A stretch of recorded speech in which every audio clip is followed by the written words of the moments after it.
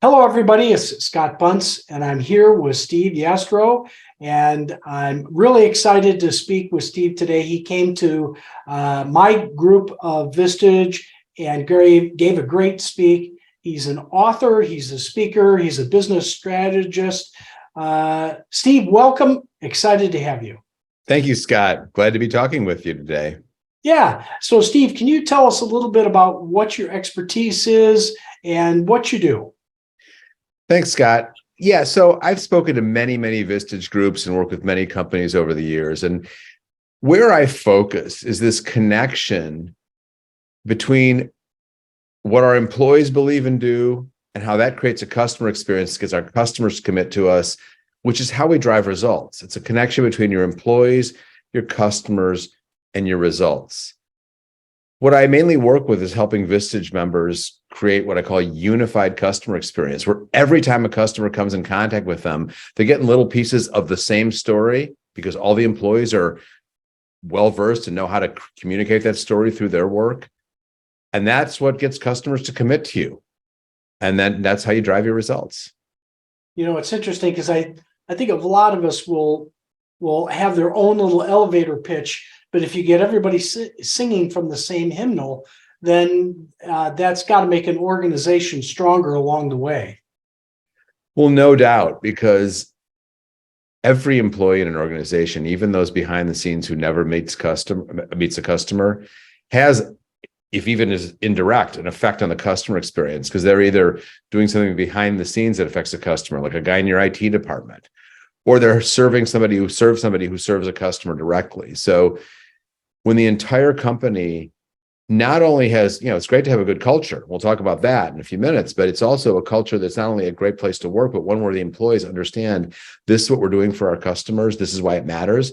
That ends up creating an experience for your customers through all the little dots that come together to help them go, oh, I see why I want to work with this company.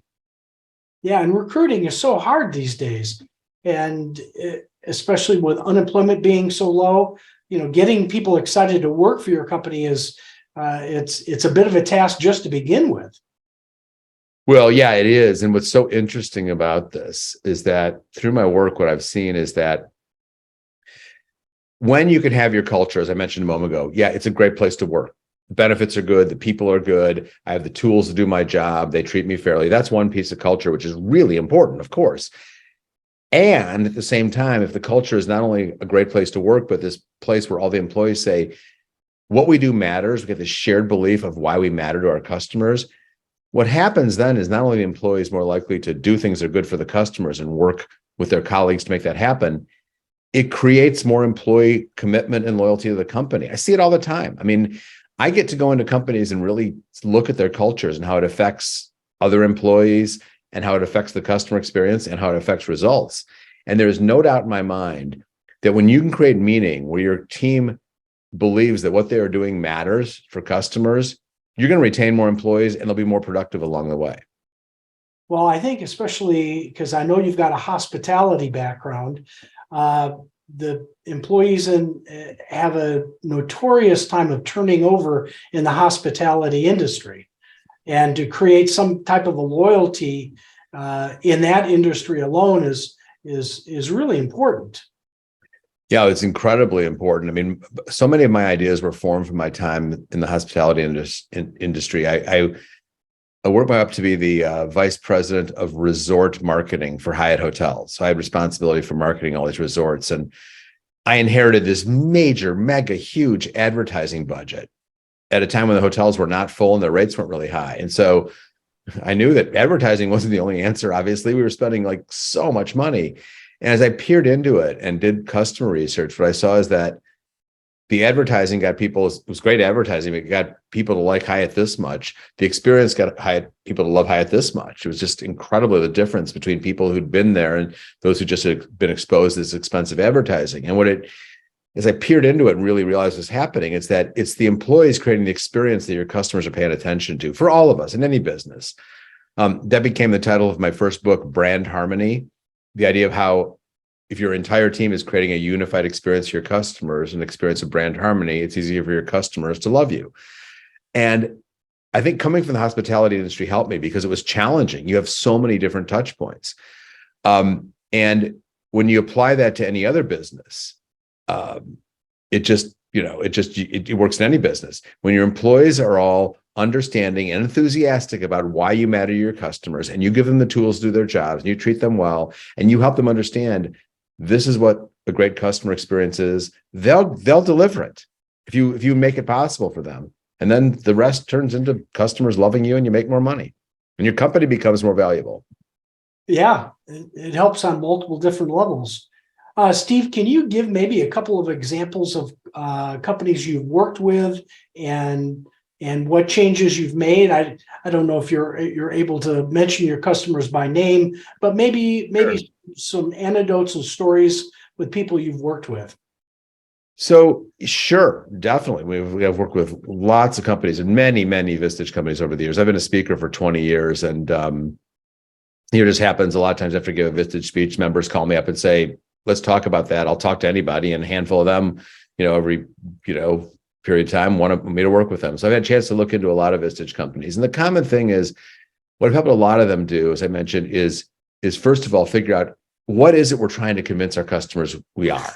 Why should customers buy from us? So, I do come from a marketing background, even though my work goes so far beyond traditional marketing right now, that oftentimes I'm helping companies, Vistage companies, figure out who are we? How do we want our customers to think about us? So my take on branding is much different and contrarian to what a lot of people do. I mean, logos and slogans are great, fine. Let's talk about those next month. Now let's answer the most important branding question you have, which is, what do you want your customers to believe about you, that if they believed it, they'd commit to you? So I help a lot of companies figure out what's their story. What do they want customers to believe about them? And then from there, you got to say, okay, what's the customer experience that's going to create those beliefs? So just because it's active right now, I'm talking to them in a little bit this morning. Met with a Vistage company in Texas last week. They're a distributor, actually 2 weeks ago. And I met with their employees in small groups. We said, how can we make this customer experience better? And their employees just poured forth with ideas, which I then have organized over the last 2 weeks, and I'm going to talk with their leaders today about how do we create a customer experience that actually delivers your story? Then the next question, which I'll deal with them, is, okay, now how do we motivate all your employees to deliver that customer experience? So that's the next project with this company. I've done this with so many companies. It's getting the employees to live your brand, to be the brand. And the secret to that is that you don't just tell employees what to do. Employees have great ideas. I mean, I have employees at low hourly wage rates in that, with that company I just mentioned 2 weeks ago, coming up with amazing ideas that I'll deliver to their leadership today about how to improve the customer experience. Ask your employees.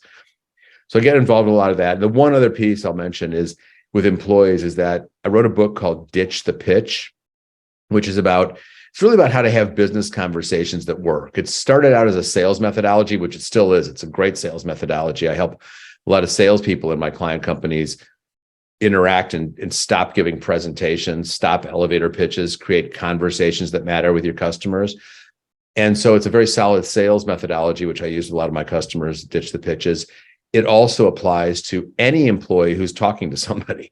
It's really about how to, not only in a sales context, but in a customer service context, how do you have a conversation that matters to your customers? That's a big part of my work also. Great. So Steve, what is, in dealing with all these companies, what's the biggest mistake you see these companies are making? They don't follow through on things. There's no doubt about it. This is one of the reasons that Vistage is such a wonderful organization. I'm a member now. I joined in 2001, I think, and have been speaking to nearly 400 Vistage groups over the past 20 years.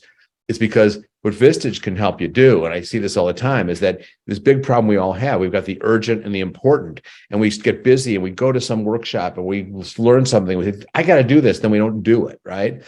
So I have found, without a doubt, I mean, I can go into any company, give me any company, I can go in there and help them figure out how to make money. The real question is, are they going to actually do it? It's like, you can go to a personal trainer or a dietitian or a nutritionist. Are you going to follow through in the advice they give you? So the biggest mistake that leaders make is like not really following through on what it takes to improve their business. Now, there's a number of steps that get in the way before that too, which is even being willing to say, what really matters in my business is going to drive results. A lot of people have preconceived notions they've lived with for years about this is what makes us money. And having gone into lots of companies, I usually start my work with a leadership strategy session to say, what's really happening in your company so we can identify how to drive your results. It's that people don't question a lot of their beliefs, which then prevents them from actually making the changes. And when it's time to go implement, they fall back on those preconceived notions and never end up making the changes they could. Yeah, it's we get great speakers in Vistage, and that follow through is really the key to taking advantage of the messages that are delivered. So, Steve, you've written at least 2 books. Tell us about what you've written in your books and Sure. some of the core principles. So I've written 3 books, and it's funny, the first one you mentioned about accountability with your Vistage group. 20 years ago, I was working on my first book, Brand Harmony. And it's easy to not write a book when you're writing a book, to put it aside. And every month I'd go into my Vistage group and they'd be, so how's it coming? It really helped me get my first book written. My first book is Brand Harmony. It's the concept we talked about, how every experience your customers have with you comes together to create one story. It's really marketing way beyond the marketing department. Your whole company is a marketing department. Mm-hmm. My second book is called We, the Ideal Customer Relationship. And where that came out of is what I noticed in all my work, and we do a lot of research with our clients' customers, is that in interviewing people about why they like this company or this company, what I began to notice, and it's become more intense over the years, is that when people choose one company over another, it's usually more about the relationship they have with that company than it is about the products or services. Relationships are more differentiating than products or services. In my book, We, the Ideal Customer Relationship, is how do you create a relationship where your customers don't think of you as them, they think of you together with themselves as we. My third book I mentioned is Ditch the Pitch. Ditch the Pitch is about how to sell without a script, how to persuade people without trying to give a useless elevator pitch or just bombard them with all this amazing information about how great your company is, because it doesn't work.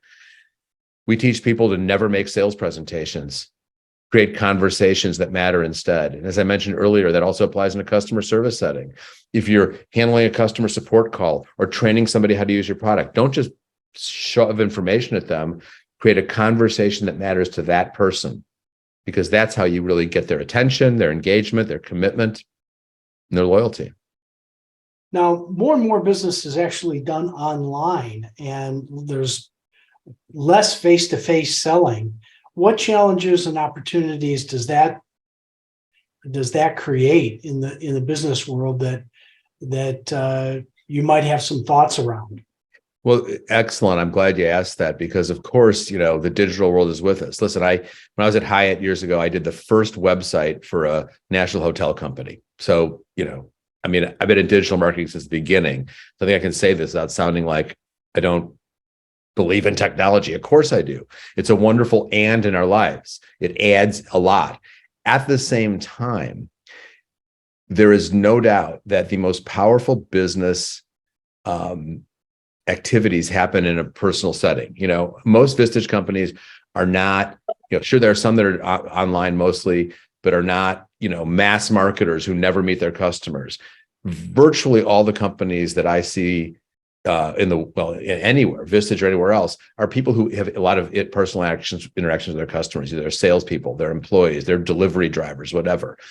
And we still live in a human world. So what does that mean? When we go online, we must be sure to take the elements of human interaction, the elements of human conversation, and not leave them behind. So I look at like there's a hierarchy. If you're interacting with your customers, if you can be in person with them, that's the highest level, great. If you can't be in person, can you at least be like you and I are now on a video chat? We can see each other. Okay, then there's the phone call. Then there's maybe the text or the email.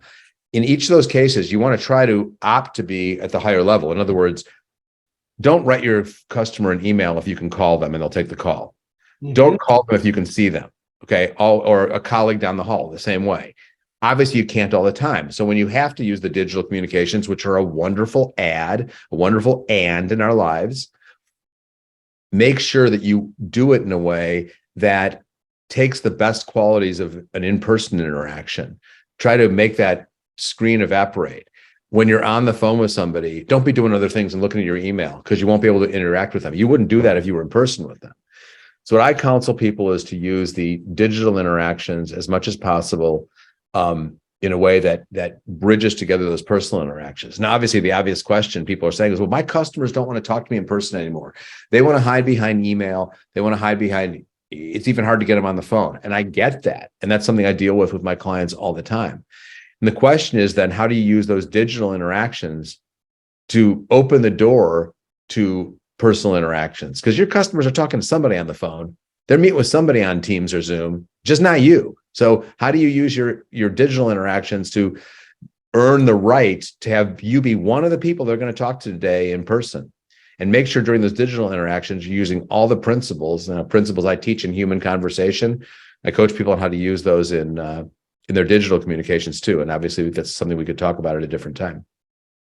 Great. Steve, these are wonderful concepts.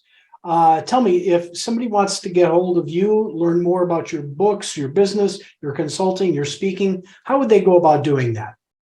Well, it's pretty easy. My website is my last name, Yastrow.com, just YASTROW.com. My email is just as easy. It's just my name, Steve@Yastrow.com. And I'd be happy to talk to anybody who saw this and had questions. That's the joy of my life, is I spend my time talking to people about their businesses, and I get real charge out of that. So people can just go to Yastrow.com or Steve@Yastrow.com. And of course, you can search me on Amazon and find my books also. Love it. Steve, thank you so much for your time today. Truly appreciate it. Love you. Thank you, Scott. And wishing you all the best. Thank you so much. All right. Bye-bye.